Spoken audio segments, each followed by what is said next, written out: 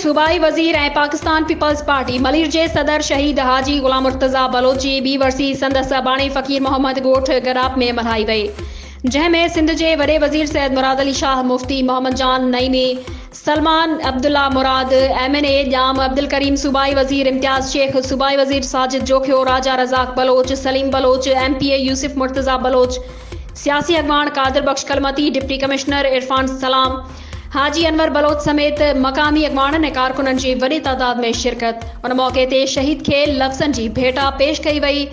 वॾे वज़ीर सैयद मुराद अली शाह शहीद हाजी गुलाम मुर्तज़ा बलोच जे मज़ार ते चादर चाढ़े फ़ातिह ख़्वानी कई ऐं वरसी तक़रीब में भेटा पेश कंदे चयो त शहीद हाजी गुलाम मुर्तज़ा बलोच जूं मलीर समेत सॼी सिंध लाइ कयल ख़िदमतूं कॾहिं बि विसारे नथियूं सघजनि। हू शहीद बेनज़ीर भुट्टो जो वफ़ादार साथी हो, ॾुखे वक़्त में बि पार्टी सां नीह निभायो।